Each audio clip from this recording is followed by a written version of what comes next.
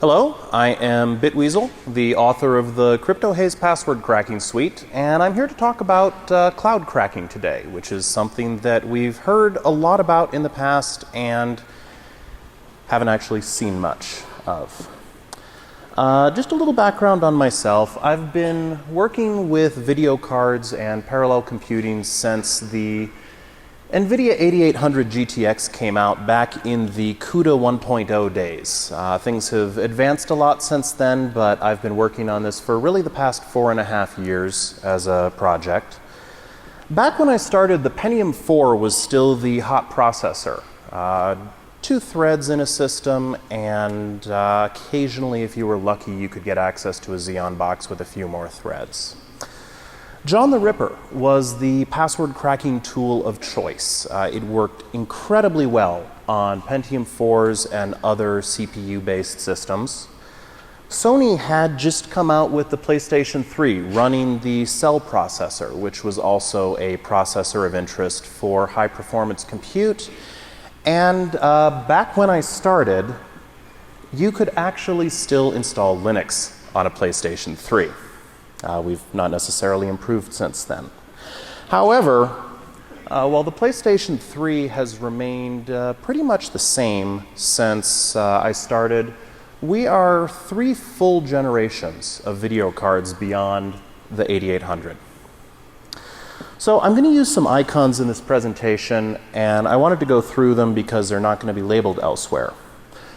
The first icon you'll see frequently is target hashes. These are the hashes that you've acquired from some source and wish to find the password for.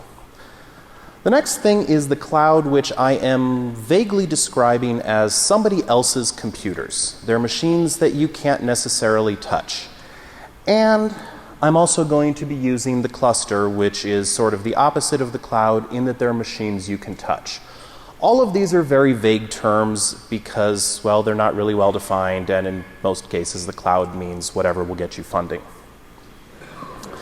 So let's take a look at the state of cloud cracking. It's been in the press for the last, really 2 or 3 years, and let's see where things are. We have Amazon EC2 GPU instances, which are either, depending on who you believe, the end of passwords as we know it because anybody can afford to crack lots of passwords, or $2.10 an hour for 2 relatively ancient NVIDIA GPUs that don't perform well. Last year at Black Hat, we heard Thomas Roth talk about his cloud cracking suite, and I believe he's talked about it again since then, and I've not seen it. Let me know if you have. Moxie, who talked earlier today, has his WPA Cracker cloud service, which is quite successful, but involves you sending your target hashes off to his systems, which may or may not be acceptable. And finally, a lot of people end up just rolling their own. If you're doing distributed password cracking on more than one machine, most people end up doing it themselves. So one of the big concerns with any sort of cloud-based cracking is disclosure of hashes. And some people feel this matters, some people feel it doesn't. But non-disclosure of hashes I term as hashes not leaving systems under your control for whatever variety of your control it needs to be. That can be systems entirely on your premise. It can be systems you have root on. Again, it's very vague, but the alternative is throwing your hashes out into the cloud, or really more realistically, onto the internet.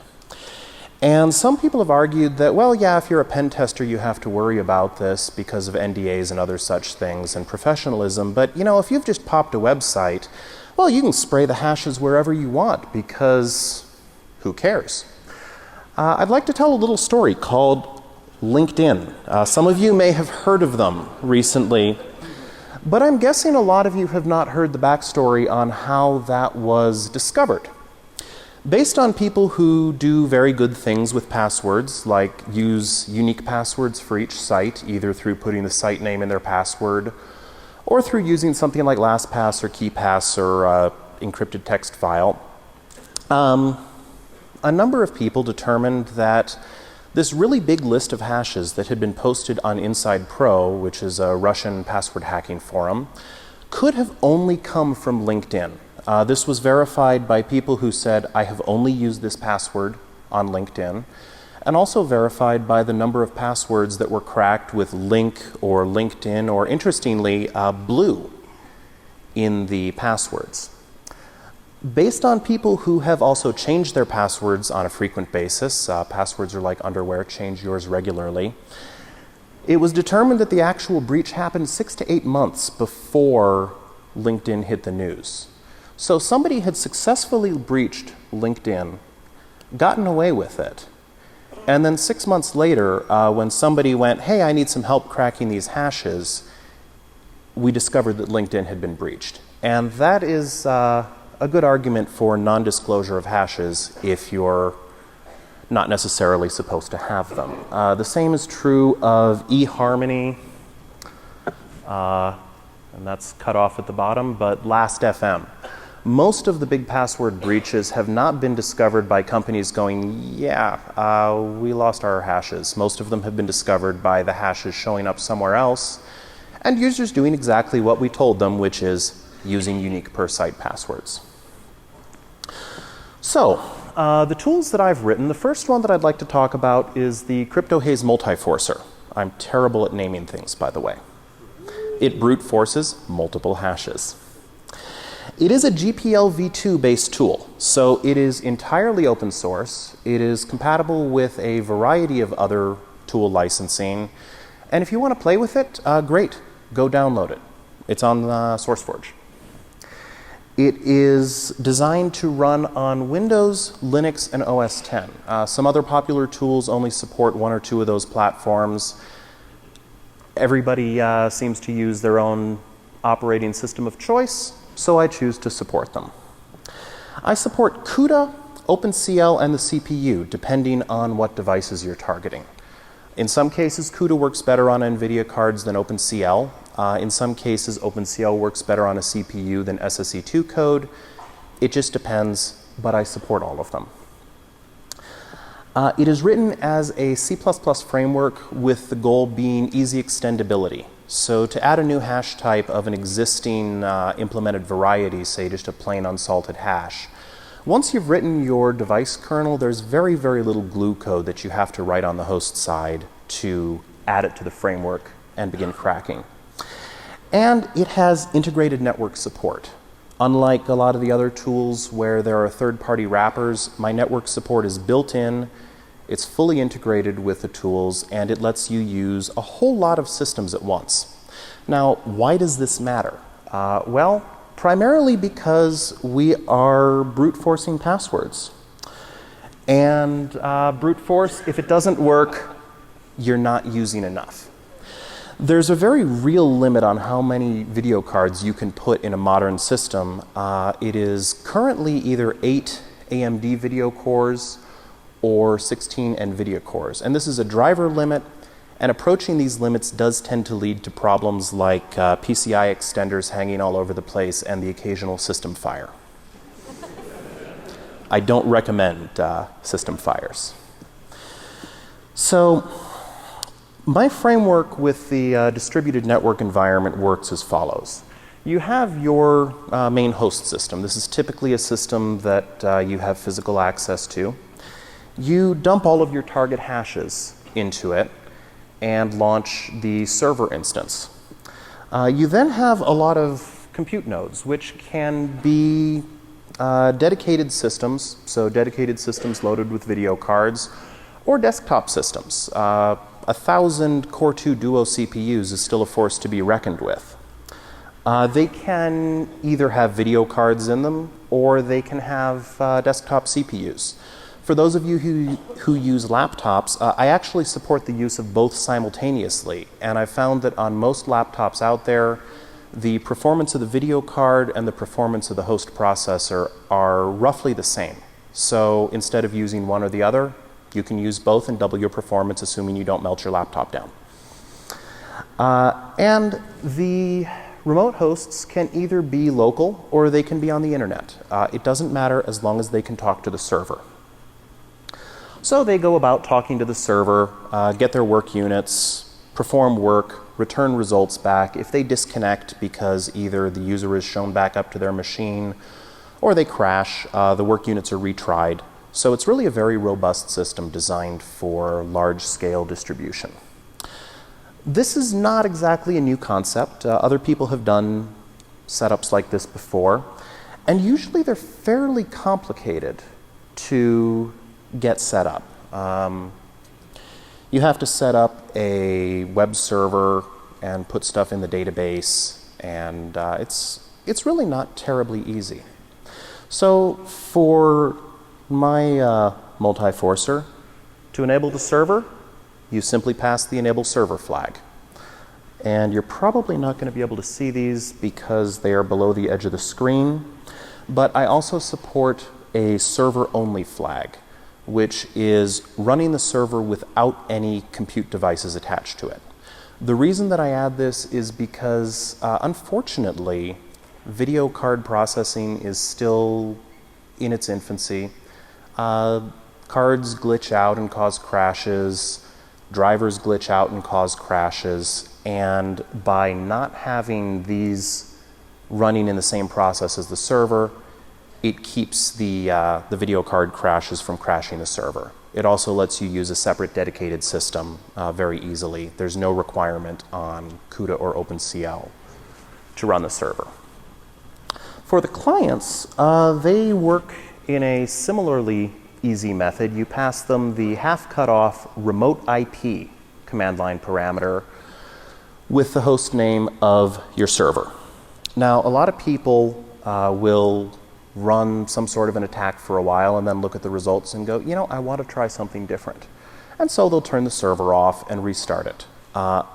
In earlier iterations, this caused the clients to terminate because they went, aha, the server's done. This is a problem if you have a lot of clients scattered about. So the behavior of the clients at this point is to simply sit and wait. If the server's not there, they'll just wait for it in a sleep loop. And when the server shows up, they'll connect, do the work, and if the server shuts down, they shut down. So what this means is that you can leave the clients running on systems, and they'll show up and help out as needed. I don't yet have support for this, but I am working very actively on getting Windows service support enabled with idle detection. So for those of you with a lot of corporate desktops or just a lot of desktops in your house, you can have a client running that will determine if a user's in front of the machine. If they are, go to sleep and do nothing. And then when the user's away, you can use the machine and it will join in and continue with the current job. Still in development, coming very, very soon. I didn't have time to finish that before DEFCON. So let's look at some numbers. I've said I can do massive scale internet hash cracking. Let's see what that looks like. So some of you who've read my blog probably recognize this. This is from about 2 weeks ago. It involves 6 systems, roughly 30 video cards, I think. I actually have managed to lose count. And in case you missed it in the lower right-hand corner, we're running at 154 billion NTLM per second on a list of 10 hashes for length 7. This does not actually slow down much as you go to larger hash lengths. This is just the biggest number that we got for that day, so it's what I'm using. I also support doing things like SHA-1 hashes. This is an attack using the same set of systems on 1,000 length 8 SHA-1 hashes. If this doesn't scare you, you've probably been writing websites, so please salt your hashes. Because otherwise I can do this to them. And SHA-256, SHA-512, etc. are a bit slower than MD5, but basically unsalted hashes can be attacked at absolutely insane speeds because I hash the password once and I check it against all of the hashes. And there are very, very efficient ways to do that. If you're interested, either talk to me or check out the source code. Lots of fun with bitmaps and caching layers. So, if you're curious as to what some of the systems that we use look like, these were some of the machines that we used for that 154 billion NTLM per second attack. There were also several other systems scattered about the internet that I don't have pictures of, and we ran the server on an EC2 instance. So, EC2, we've heard it's really expensive and doesn't perform very well, and we've heard it's the end of password cracking as we know it. I did something really, really radical called benchmarking. So I have these weird things called numbers. For those of you not familiar with EC2, you can rent instances of a variety of different sizes. And I've benchmarked a couple different instances. These are using OpenCL for the host CPU and CUDA for the GPUs in the last instance. Also, I was getting, I believe, around 400 million NTLM per second using the host CPU of the CG1 instance, because it does have a quite powerful processor on it. So these are the numbers that I got. Roughly 3.4 billion NTLM per second on the GPU cluster instance. Well, this is all well and good, but how much does it cost? Because most of us aren't made of money. So I looked at the costs. And if we look at the on-demand costs, which are what everybody thinks about when they see EC2, things are pretty expensive. I completely apologize. I didn't realize the screen would be cutting stuff off. The CG1 instance is roughly $2.10 an hour for the demand instance. A demand instance means it will run until you tell it to stop or the system crashes, which happens a little bit more often than I'd like to see, but anyway.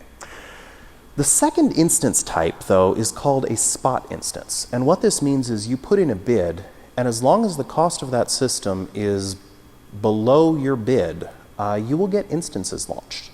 The downside is they may get randomly cut out on you, but if we look at the numbers for them, the green lines are a whole lot shorter. And for the CG1 GPU instance, the spot price has been hovering right around 35 cents an hour. Now, I don't know about you, but 35 cents is a lot less than $2, and this makes a difference. So we've got the benchmark speeds, we've got the prices. Let's turn them into something that makes a little bit more sense for us. Let's turn it into dollars to crack NTLM length 8. And because the numbers are not showing, I'll just add the numbers. You can spend nearly $10,000 if you use small on-demand instances.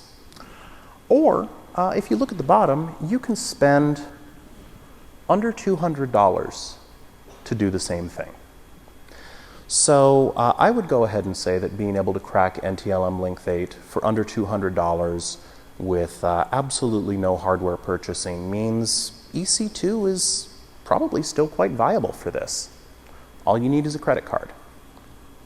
And again, as I said about other cloud cracking talks that have not actually delivered anything, you can go to my website and you can do this. I have on the project wiki a user data script for EC2 and directions to do the setup that will allow you to launch a GPU instance and run a binary that will, or run a script that will automatically install the needed dependencies, install the multiforcer, and point it to a server of your choosing.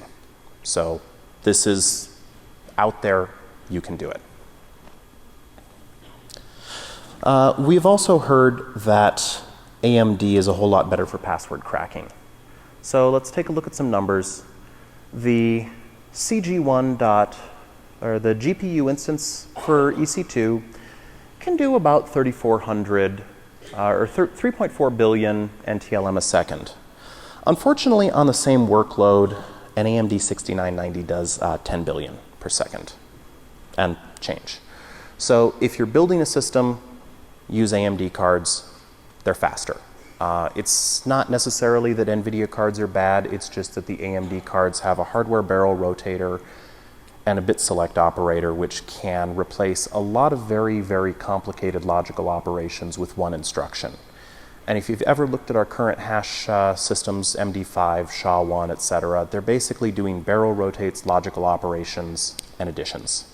So that's why AMD cards are faster. Now I'd like to talk about something completely different that you probably have not heard in a long time. Rainbow tables. I would like to announce they're not dead yet. They do have some limitations. We've been told, reasonably accurately, that rainbow tables are only good against unsalted hashes. So in 2012, when everybody salts their hashes, rainbow tables are useless. Not true. The other interesting thing, though, is that rainbow tables are also usable with static salts. So if somebody were to do something silly like go, well, I need to cache something that we'll call domain credentials on a local machine. And they went, you know, we don't want these to be unsalted. Let's salt them. They could do something silly like use the username, which sounds like a good idea. It's unique per user. It's not going to be duplicated. And it's not like there's a common user on pretty much every system on a domain called administrator. So static salts are not good. Domain cached credentials can also be attacked with rainbow tables. There are tables out for the domain cached credential 1, or I guess MS cache hashes. There are not any yet for the domain cached credential 2, which are stretched significantly, but I am working on it. So the next problem that we've had with rainbow tables is their size. Back when rainbow tables first started out, they were pretty small. You can't see the numbers there. But let's say length 6 tables for your favorite hash algorithm of choice. They're about 2 gigabytes. Quick and easy to download. Also, contrary to some stuff that I've read, larger hash types do not necessarily require larger rainbow tables, because if you're storing them efficiently, you only store the minimum number of bits necessary to differentiate the hashes. So the fact that SHA-512 has a much longer output than MD5 does not actually affect the table size at all. Length 7 tables become a little bit more useful, but they're about 41 gig, which is not too bad. Length 8 tables, which are, by the way, out there for both MD5 and NTLM, and I'm working on the SHA-1 tables, are about 1.5 terabytes. This starts to be kind of difficult to transmit over the internet. So what about length 9? Length 8 has been kind of where things have stagnated because we just can't ship them around. Length 9 tables are looking at roughly 60 terabytes for a full set. This gets really big, and just in case you hadn't noticed that this is a logarithmic graph, let me make my point a little bit more clearly. Length 9 is big. And for those of you who live in the United States, where we're America, and damn it, we don't do broadband, let's look at some table download times. So this is the time in days to download tables, assuming that you're downloading at 20 megabit, which is about halfway between what some people wish they had and some people are a little bit over. A week for length 8 tables, if anybody's actually seeding the torrents that fast, which, by the way, they're not, is maybe acceptable, but how many of you really want to spend a year downloading length 9 tables to your 60, 70 terabyte home storage servers?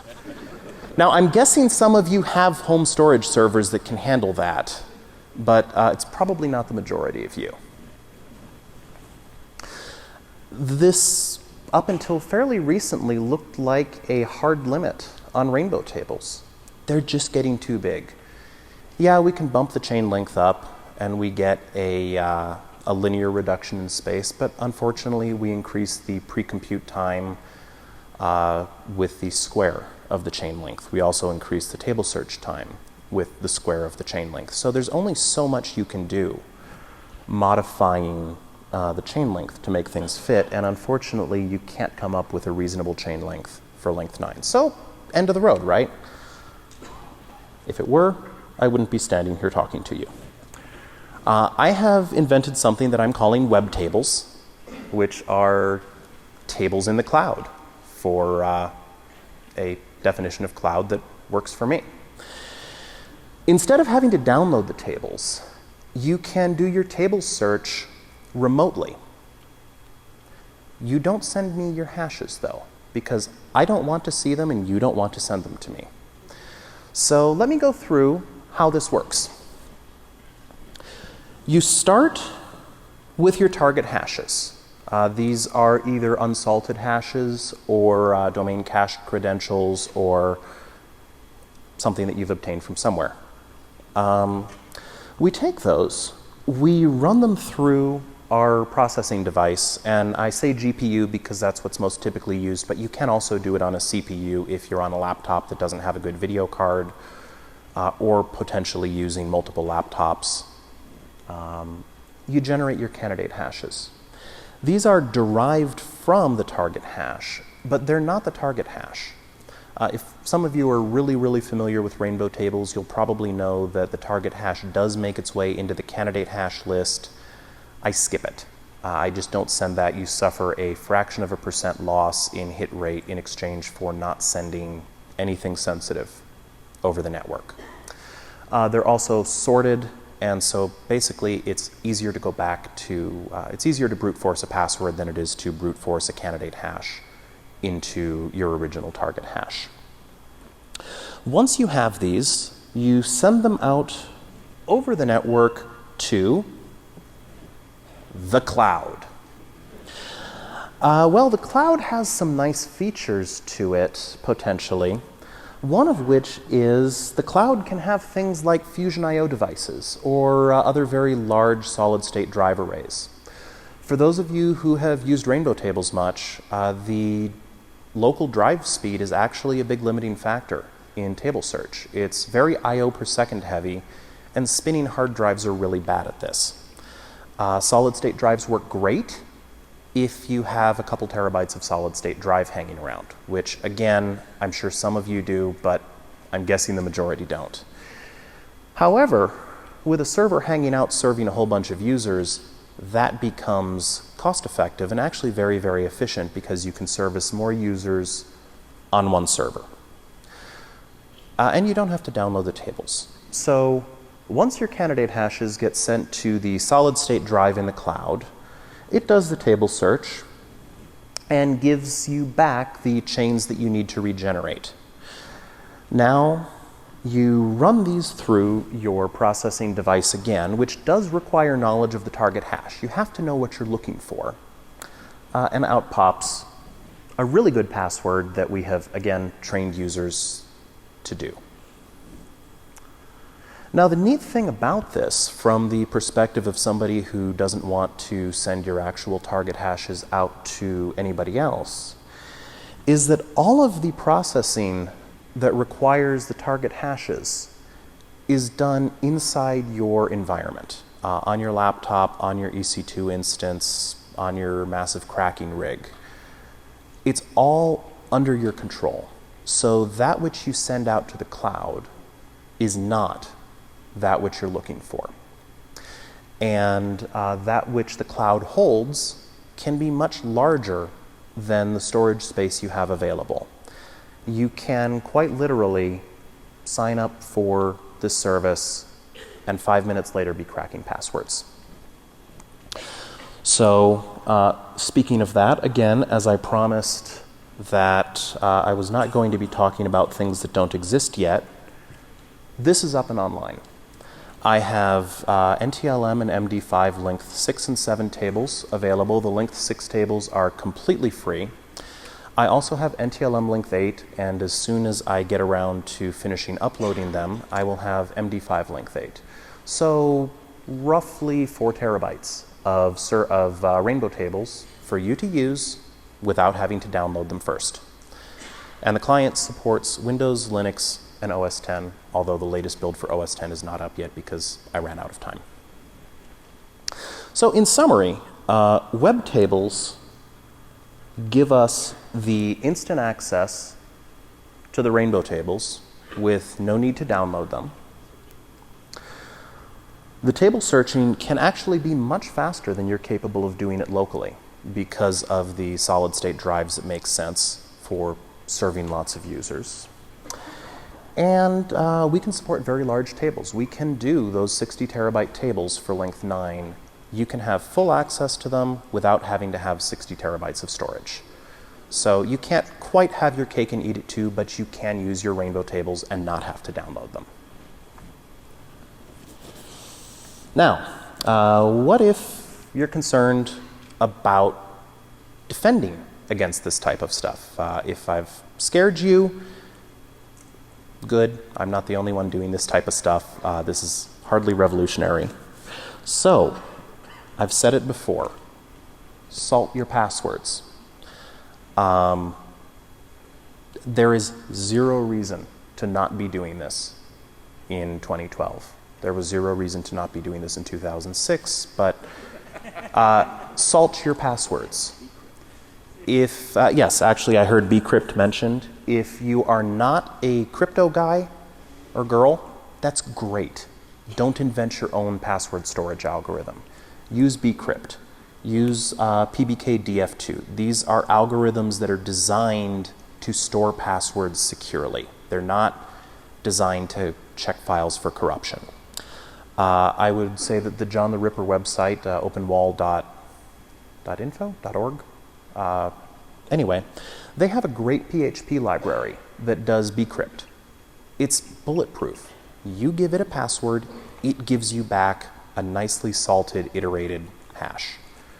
Use something like this. And if you're going to use PBKDF2, which does support multiple iteration counts, don't be silly like BlackBerry and use an iteration count of 1. You're not making it much better. I've said it earlier, but I'll say it again. Salts must be fully random. If an attacker can guess anything about your salts before dumping the hashes, they can build a pre-computed table against it.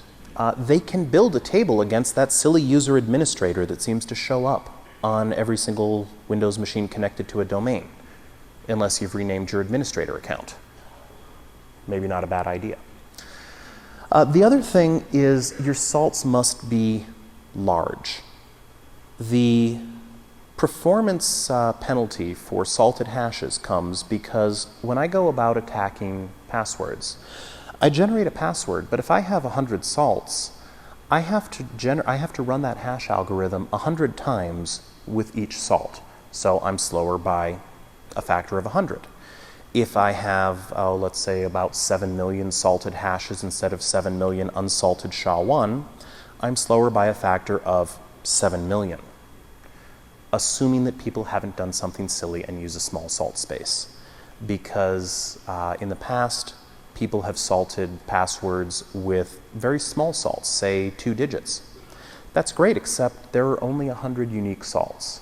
So that means I'm slowed down by a factor of only 100, even if there's 100,000 users. Use big salts. And finally, iterate your hashes. Use something that does a lot of iterations. It slows the attacker down. It really doesn't hurt the defender very much. Your users are not going to notice if you take a millisecond instead of a microsecond to check their password hash. The internet doesn't run that fast. And the other thing with iterations is, as BlackBerry demonstrated, they have to be a reasonable number. And that number has to go up as processing power increases. As time goes on, things get faster. Video cards have been tracking Moore's law very, very closely in performance. So if you're not doubling your iteration count roughly every 18 months, the attackers are outrunning you in power. So, I'd like to throw in some final thoughts here before I go to questions. For those of you who are in the audience who are a bit younger, who are kind of interested in the security realm or still in college, my suggestion would be find something you're good at and get really, really good at it. People who are really good at what they do don't tend to have trouble finding work. And usually it's something you enjoy. I'd also like to point out, and this may be a little bit personally motivated, but open source projects are really good for resumes because you have experience with a larger project, you have experience coming onto a project that already has a framework, a direction, and development done. And it's something you can talk about. A lot of people, I'm sure, have worked on projects that are really, really cool that you can't really talk about to a future employer or anyone else. Open source works around that. If it's public on the internet, you can talk all you want about what you've done with it. And it takes a lot of time to get good at this stuff. I've been working on this stuff for 4.5 years. Video cards are not easy. FPGAs are not easy. C and C++ are not easy. So if it feels like it's taking forever to get good, that's okay. Everybody's been there. Salt your password hashes. If you take one thing away from this talk, it's that password hashes are like eggs. They're better with salt on them. Now, I would like to discuss one of the worst password policies out there, which has been seen recently by companies like Yahoo. They're using an industry standard 16 rounds of ROT13 for their password encryption, which is unfortunately indistinguishable from plain text. There's an easy way to tell if a website is storing your passwords in plain text. If you go to the website and you go, which password did I use? And you click the forgot password link, and they send you an email, and you go, that's my password that you just sent to me over email. They're storing your password in plain text. Please submit them to plaintextoffenders.com.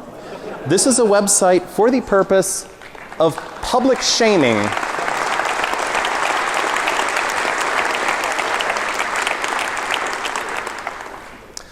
this is a website for the purpose of public shaming of websites who do that. Email is not encrypted in transit. Email, just kind of assume that everybody reads your email. If you're hearing you read my email, please don't tell me. And don't store plain text passwords. This is also a great example of why you should be using a unique, long per site password, because if somebody finds your password and your password is my Yahoo password, I wonder what your Google password is. I wonder what your PayPal password is.